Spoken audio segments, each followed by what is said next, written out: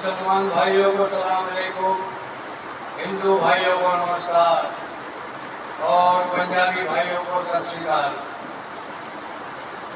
और हमारे क्रिश्चियन भाइयों को गुड नाइट। सबसे पहले मैं आपको चंद शेर कहना चाहूँगा। वो शेर हिंदुस्तान के अजीम शायर डॉक्टर सर मोहम्मद इकबाल की है। खुदी को कर इतना बुलंद, खुदी को कर इतना बुलंद, हर तदबीर से पहले खुदा अपने बंदे से पूछ, खुदा खुद पूछे अपने बंदे से, बता तेरी रजा क्या है। कुछ बात है कि हस्ती मिट्टी नहीं हमारी, कुछ बात है कि हस्ती मिट्टी नहीं हमारी, सदियों रहा है दौरे दुश्मन थमा हमारा। आखिर में इकबाल अहमद ने कहा कि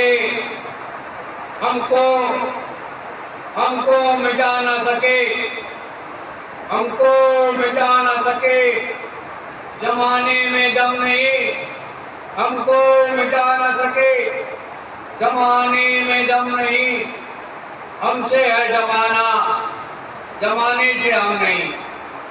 तो दोस्तों और साथियों और हिंदुस्तान के तमाम बाशिंदों से मैं कहना चाहूँगा कि आज हिंदुस्तान की जो हालत है, महंगाई आसमान छू रही है, बेरोजगारी बढ़ रही है, लोग आए दिन भूख से तड़प कर मर रहे हैं, लेकिन तमाम लीडर को इस बात की फिक्र नहीं है।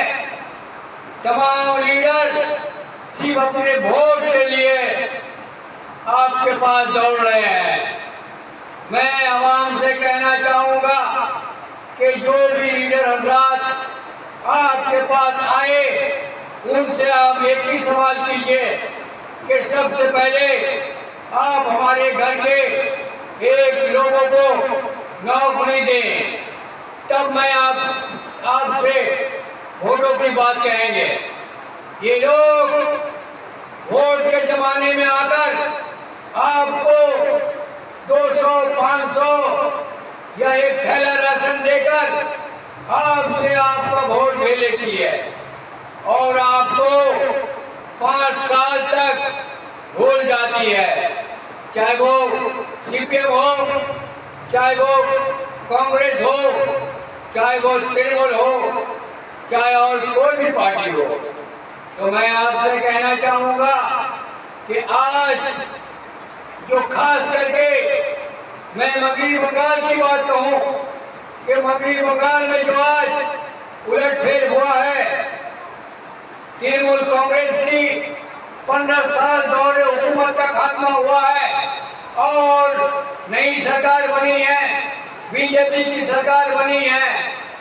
ये एक माने जो है कि एक नई मिसाल पैदा हुई है कि आज़ादी के बाद ये पहली बार मगही बंगाल में बीजेपी की सरकार बनी है और मगही बंगाल के वज़ीर आला श्री शुभेंदु अधिकारी जी हुए हैं। शुभेंदु अधिकारी जी आकर महिला के खाते में 3000 रुपया अन्नपूर्णा योजना के तहत डालना शुरू किया है और भी बहुत से सारी स्कीम श्री शुभेंदु अधिकारी जी ने निकाला है, उस पर भी वो देख रहे हैं। मैं कहना चाहूँगा कि आज जो लोग तृणमूल छोड़कर कांग्रेस में शामिल हुए हैं, तृणमूल छोड़कर बीजेपी में शामिल हुए हैं, ये वही लोग हैं जो कल तक तृणमूल में रहकर अवाम को लूटा, अवाम को धोखा दिया, गैर कानूनी ढंग से प्रमोटिंग की, कालाबाजारी की, रिश्वतखोरी की, कट मनी की, घपला की, कोई भी मामले में उन लोगों ने घपला किया, अवाम को धोखा दिया। जब तृणमूल कांग्रेस का 4 जून को खात्मा हो गया और नई सरकार बनी, उन लोगों ने अपनी जान बचाने की कोशिश में कांग्रेस में गए, बीजेपी में गए, मेरे अपनी जान बचाने की कोशिश में लगे हुए हैं। और मैं कहना चाहूंगा अवाम से, मगरबी बंगाल के अवाम से, ये लोग से होशियार रहिए। ये लोग चिकनी चौड़ी बातें कर रहे हैं, चिकनी चौड़ी बात कर आपका वोट लेने के लिए आपके घर पर जाएंगे। कोई 200 देगा तो कोई 500 देगा, कोई 1000 देगा, कोई 2000 देगा। लेकिन मगरबी बंगाल के माँ और बहनों से हमारी गुजारिश है कि इनके पैसे को आप घुमरा दे, इनको वापस भेज दे। बोले जाओ, चले जाओ यहाँ से। कल तक जब तुम सीपीएम का तुम नहीं हुआ है, तुम तृणमूल में आए, तृणमूल में आकर तुम कांग्रेस में आए हो, तुम तृणमूल का नहीं हुए तो हमारा तुम क्या होगे। ये लोग कपड़ा बदलते हैं, चोला बदलते हैं, ये लोग गिरगिट की तरह रंग बदलते हैं। तो आप इनसे होशियार रहे मेरी माँ और बहनों। मैं आपसे ज्यादा कुछ नहीं कहूँगा। आज मगरबी बंगाल के जो हालात है आपने देखा नहीं कि कुछ दिन पहले ये 24 परगना बरेपुर में जो एक कमसीन नाबालग लड़की 11 साल या 12 साल उसका रेप हुआ और उसका कत्ल हुआ, ये कांग्रेस कब कहाँ थी? कांग्रेस क्यों नहीं सड़क पर उतरी? कांग्रेस के लीडर, कांग्रेस के कैडर क्यों नहीं सड़क पर उतरी? ये लोग सिर्फ फेसबुक में छोड़ते हैं, ये लोग सिर्फ अखबारों में बयान देते हैं, सड़क पर क्यों नहीं उतरते हैं? तो आप कांग्रेस से होशियार रहिए।